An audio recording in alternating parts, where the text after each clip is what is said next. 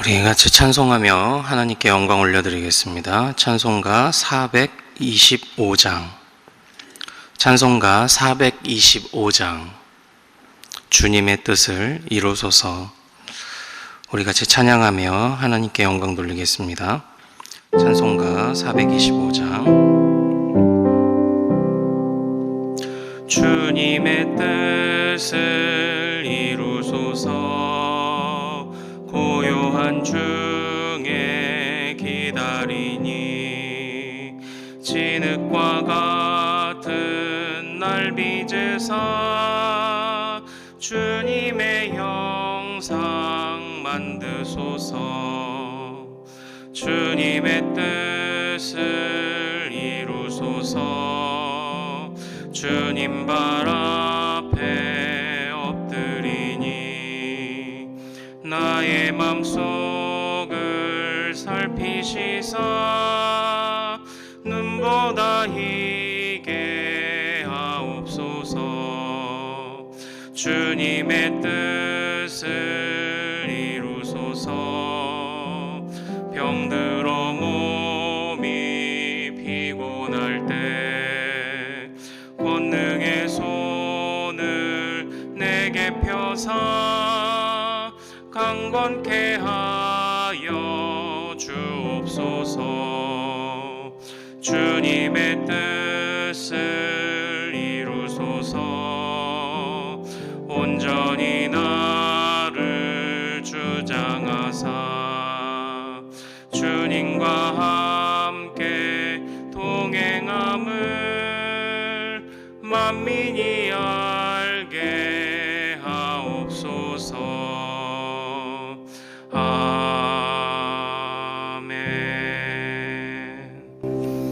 우리 함께 기도하겠습니다.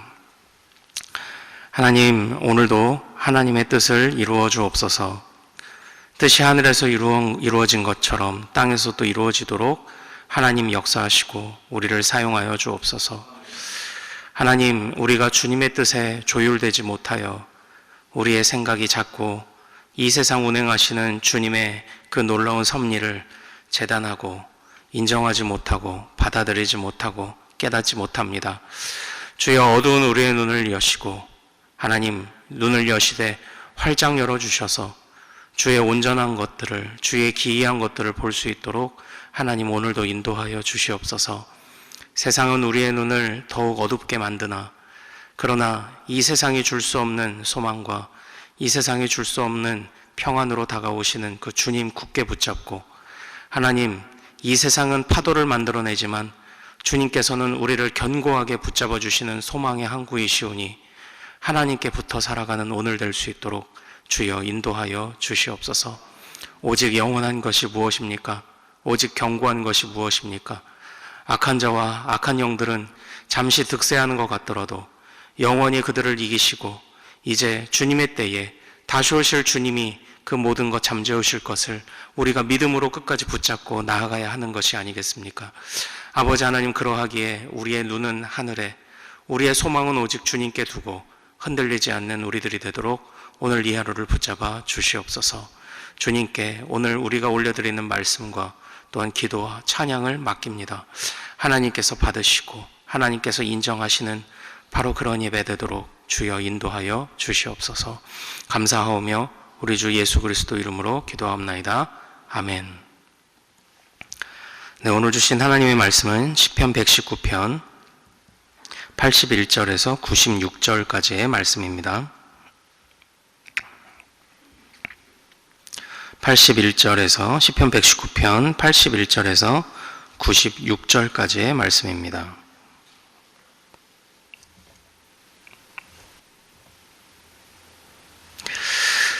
자, 우리 한 절씩 교독하시겠습니다. 나의 영혼이 주의 구원을 사모하기에 피곤하오나 나는 주의 말씀을 바라나이다. 나의 말이 주께서 언제나 나를 안위하실까 하면서 내 눈이 주의 말씀을 바라기에 피곤하니이다. 내가 연기 속에 가죽 부대같이 되었으나 주의 율례들을 잊지 아니하나이다. 주의 종의 날이 얼마나 되나이까? 나를 핍박하는 자들을 주께서 언제나 심판하시리이까? 주의 법을 따르지 아니하는 교만한 자들이 나를 해하려고 웅덩이를 팠나이다. 주의 모든 계명들은 신실하니이다. 그들이 이유 없이 나를 핍박하오니 나를 도우소서. 그들이 나를 세상에서 거의 멸하였으나 나는 주의 법도들을 버리지 아니하였사오니 주의 인자하심을 따라 나를 살아나게 하소서. 그리하시면 주의 입의 교훈들을 내가 지키리이다. 여호와여, 주의 말씀은 영원히 하늘에 굳게 섰사오며 주의 성실하심은 대대에 이르나이다. 주께서 땅을 세우셨으므로 땅이 항상 있사오니 천지가 주의 규례대로 오늘까지 있음은 만물이 주의 종이 된 까닭이니이다. 주의 법이 나의 즐거움이 되지 아니하였다면 내가 내 고난 중에 멸망당하였으리이다. 내가 주의 법도들을 영원히 잊지 아니하오니 주께서 이것들 때문에 나를 살게 하심이니이다. 나는 주의 것이오니 나를 구원하소서. 내가 주의 법도들만을 찾았나이다. 악인들이 나를 멸하려고 엿보오나 나는 주의 증거들만을 생각하겠나이다. 내가 보니 모든 완전한 것이 다 끝이 있어도 주의 계명들은 심히 넓으니이다. 아멘.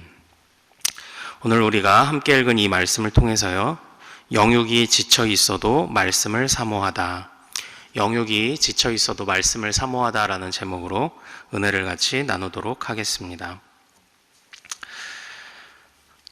우리는 하나님께 은혜를 구하기 위하여 때로 주의 말씀을 붙잡고 또 주께 기도합니다. 그러나 이 기도가 때때로 우리에게 실망감을 더해주는 때가 또 많이 있습니다. 왜 그렇습니까? 기도 응답이 되지 않는 것입니다. 기도의 자리로 나아가고 또 기도를 통하여 은혜를 받고자 하나 어찌된 일인지 그 기도가 응답되지 아니할 때, 그리고 어찌된 일인지 주의 말씀이 우리 마음에 위로가 되지 않을 때가 종종 찾아오지 않습니까? 오늘 이 시인이 우리가 읽은 이 단락에서 겪는 바로 그러한 상황이, 시인의 상황이 바로 그러한 상황입니다. 시인은 82절에서 이렇게 이야기를 합니다. 우리 같이 한번 다시 읽어볼까요? 자, 시작. 나의 말이 주께서 언제나 나를 안위하실까 하면서 내 눈이 주의 말씀을 바라기에 피곤하니이다. 지금 시인의 마음이 어떻게 드러나고 있습니까? 내가 도대체 주께 언제 위로를 받게 되는 것이지? 주께서 언제 내 마음을 헤아려 주시는 것이지? 아마도 이 시인이 기도하고 간구하는 문제가 오래되었던 것 같습니다. 여기서 이 안위하다라는 이 단어는요, 제가 이 단어의 용례들을 앞전에서 히브리어 원어로 좀 찾아보니까 노아가 그 창세기 5장 29절에 여호와께서 땅을 저주하심으로 수고롭게 일하는 우리를 이 아들이 안위하리이다 하면서 자녀가 태어났을 때 그래도 주님이 위로를 주셨다 할 때 이 안위하다라는 단어가 쓰이기도 했는데, 근데 바로 이어서 좀 독특한 것은 창세기 6장에 하나님이 땅 위에 사람 지으셨음을 한탄하사 할 때 이 한탄하다라는 단어도 바로 이 안위하다라는 단어예요. 그러니까 이 안위하다라는 이 단어가 언제 위로를 주실까라는 단어이기도 하지만 한탄하다라는 단어인데요, 결국 감정적으로 마음의 깊은 고민을 전제하고 있는 그런 단어이더라고요. 그러니까 마음이 깊은 수렁에 빠져 있음을, 그러니까 안위를 통해서 언제 나를 안위하실까 하면서 고민하는 부분도 있지만, 또한 언제나 이런 상황들이 내 마음에 깊은 고민이 되어 한탄하다라는 표현이 될 만큼 이것이 위로라는 표현도 있고 한탄이라는 표현도 있고 되게 재밌는 단어더라고요. 그러니까 핵심은 결국 마음속에 어떤 그 깊은 고민에 관해서 말하고 있는 그런 단어의 그 표현이 바로 이 안위하다라는 이런 단어입니다. 안위가 일어나지 않고 있고요, 그리고 한탄이 계속되고 있는 그러한 상황에 지금 이 시인이 처해 있다라는 것이죠. 결국 이 시인의 상황이 무엇입니까? 기도가 응답되지 않습니다. 말씀의 위력이 나타나지 않습니다. 결국 기다림이 계속되고 있습니다. 기다리고 또 기다렸는데 그 기다림의 끝이 보이지 않는 것처럼 느껴지는 감정. 그래서 시인은 이렇게 또 표현을 하고 있습니다. 83절에 보면 내가 연기 속에 가죽부대 같이 되었으나, 요것이 조금 좀 학자들의 의견을 따르지 않으면 좀 이해하기 어려운 부분이었는데, 오래 사용하지 않는 가죽부대, 이렇게 처마에 걸어둔 가죽부대에서 이렇게 연기가 난다고 합니다. 그것이 가죽이 삭아서 아마 그게 부스러지는 가루를 이야기하는 것인지, 아니면 그 안에서 이제 포도주들이 부패하여서 나오는 연기를 말하는 것인지, 그런 부분들의 그런 표현들이 있더라고요.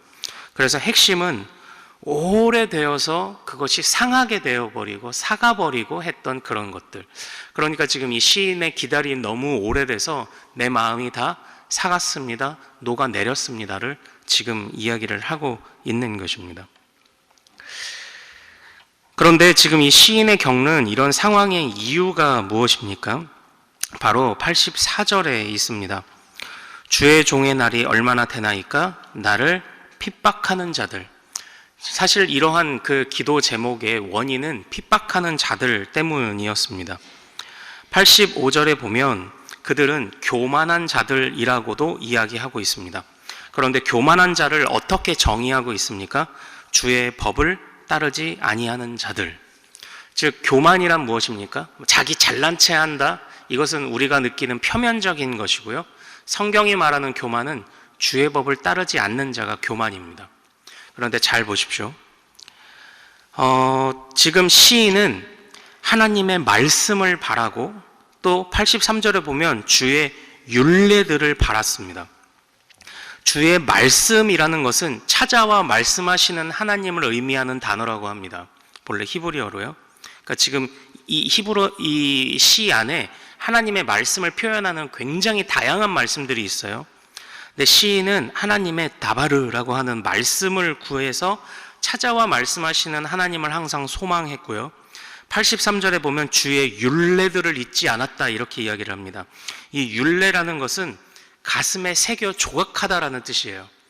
찾아와 말씀하시는 하나님을 바라고 말씀을 내 가슴에 새겨 조각했는데 그 하나님의 법을 따르지 아니하는 자들이 오히려 득세하는 상황입니다. 하나님의 말씀을 가슴에 새겼습니다. 하나님의 말씀을 항상 기다렸습니다. 근데 법을 따르지 아니하는 교만한 자들이 오히려 득세하고 있는 상황 속에서 이 기다림이 오래되고 있는 겁니다. 기도했고요.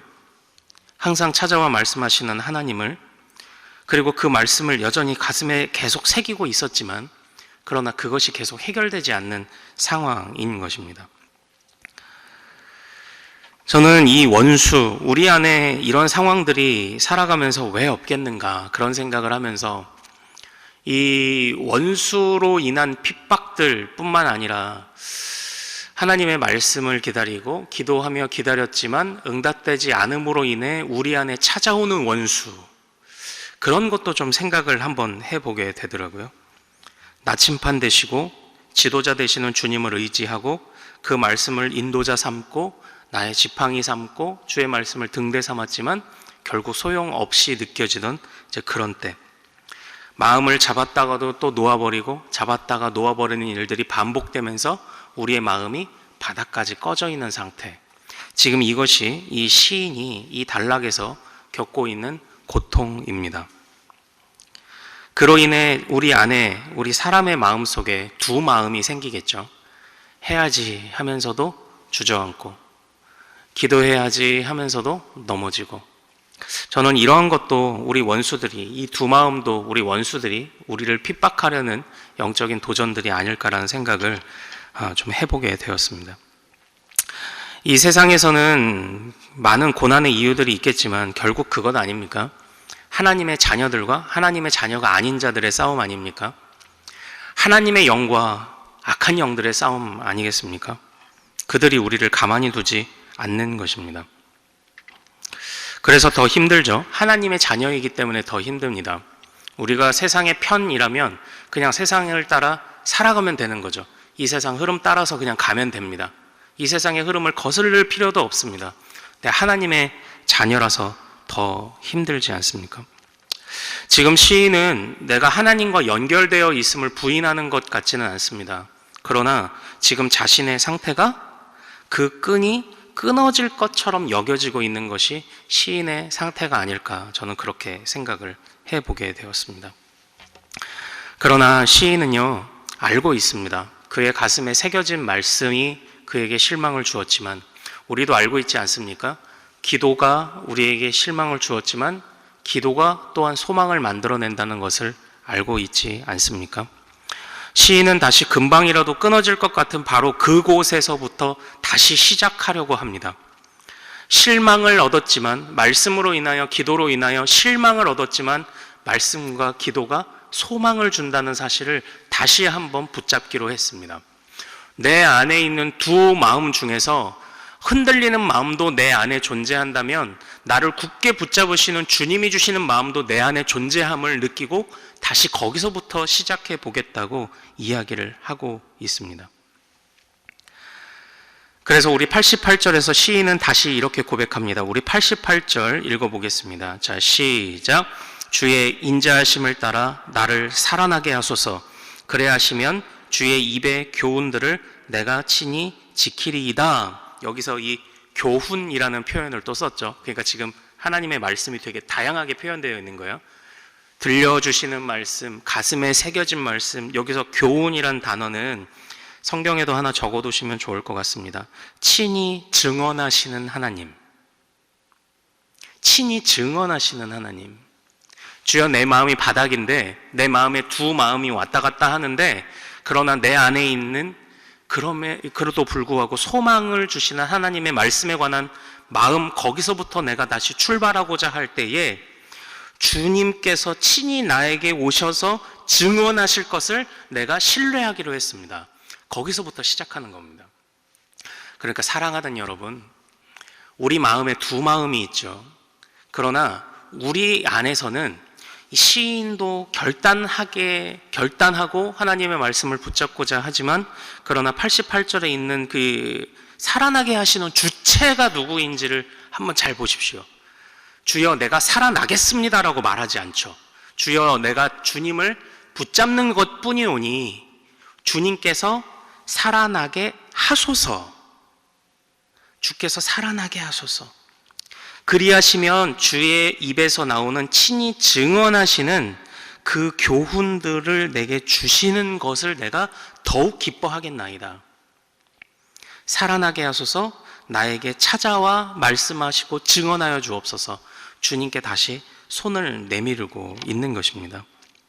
상황이 나를 어렵게 만들고 나를 안위하는, 나를 한탄하게만 만드는, 안위가 없고 한탄하게 만드는 상황 속에서 다시 한번 주님 오십시오, 주님 찾아와 주십시오, 이것을 간구하고 있는 거죠.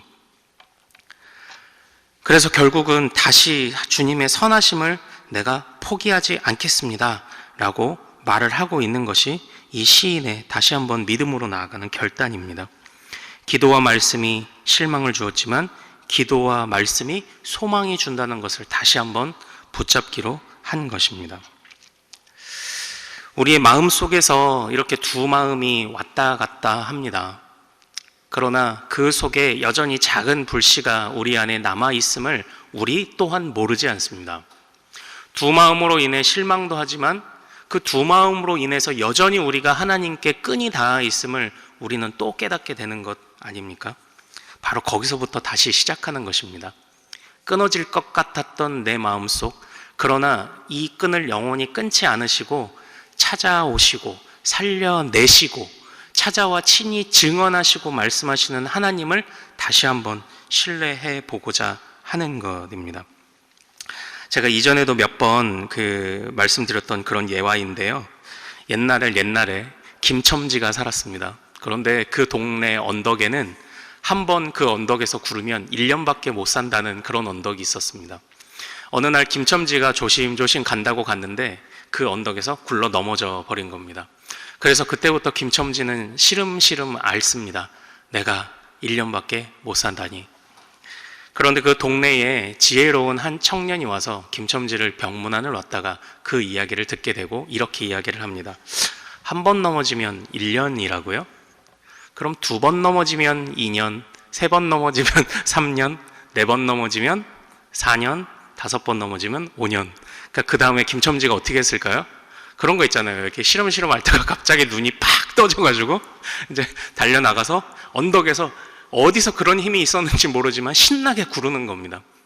모르겠습니다. 그 전설이 정말 언덕이 실제 그런 것인지 아니면 마음에 그런 실망감을 줘서 결국 웬만해서 1년 만에 다 사람들이 갔는지는 모르겠습니다만, 말씀을 붙잡고 우리의 마음속에 말씀을 붙잡고 있다 실망할 때가 많죠.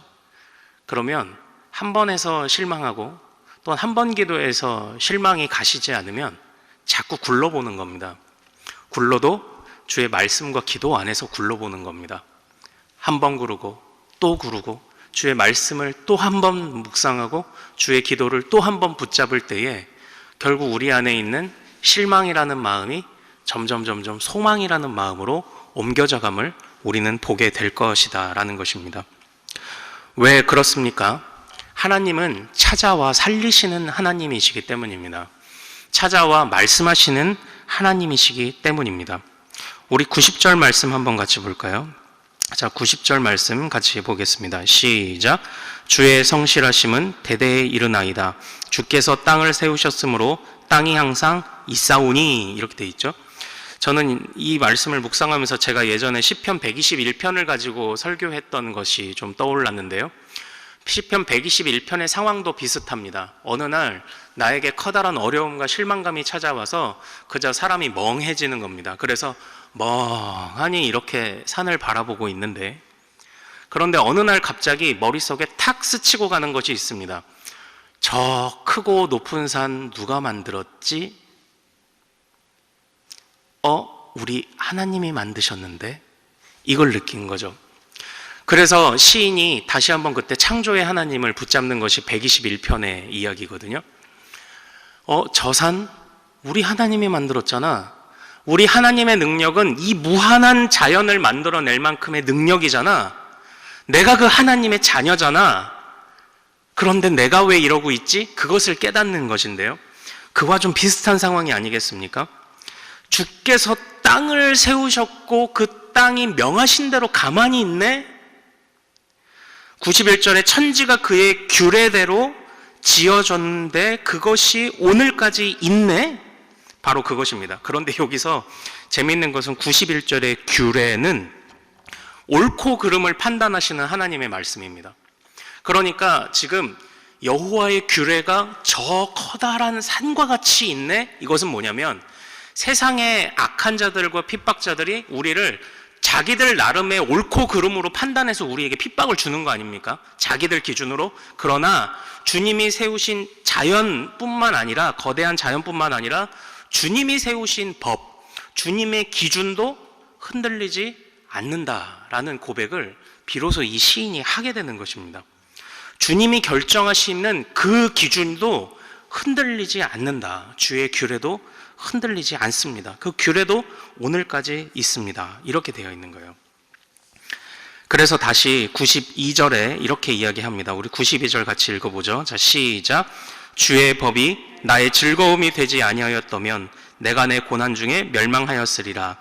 여기서 주의 법이라고 사용된 단어가요, 바로 토라입니다. 토라는 아버지의 가르침을 의미합니다. 그래, 그 찾아와 말씀하시는 하나님, 그리고 아버지로서 찾아와 그 부성적 사랑으로서 우리를 감싸는 하나님이 계셨지. 그것을 다시 느낀 것입니다. 그래서 93절에 결단합니다. 내가 주의 법도들을 영원히 잊지 않겠습니다. 주께서 이것들 때문에 나를 살게 하심이니이다.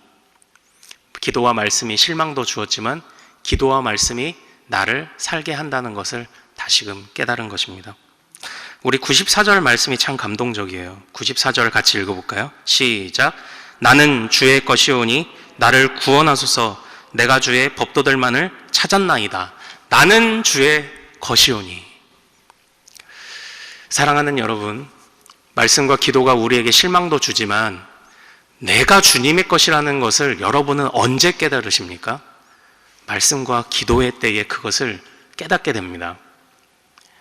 말씀과 기도가 때로 우리의 뜻대로, 우리의 생각대로 되어지지 않고 이루어지지 않아 우리 마음에 두 마음을 만들어내고 여전히 간구하였지만 그 핍박자들이나 우리 마음속에 있는 두 마음을 왜 주님이 어느 때에 이때에 제거해 주시지 않는지 답답함도 있지만, 그러나 말씀과 기도는 실망도 우리 안에, 연약한 우리 안에 주기도 하나 말씀과 기도를 통해 우리는 나는 주님의 것임을 깨닫게 하고 거기서부터 다시 소망이 시작된다는 사실을 절대 잊지 않으시는 여러분들 되시기를 소망합니다. 때로 기도하며 답장도 없는 편지를 계속 보내는 것처럼 느낄 때가 있습니다. 그러나 주님은 그러시지 않으십니다. 주님께서 우리를 위해 놀라운 계획을 예비하시고 주님께서 우리를 위해 좋은 계획을 한없이 길게 적어주시는, 그래서 잠깐 기다림을 우리에게 명하시는 것은 아닐까, 그런 생각을 해보게 됩니다. 물론 이 시인의 상황과 같이 오래도록 기다림을 가지고 고민하는 문제들이 가정에 다 있으실 것입니다.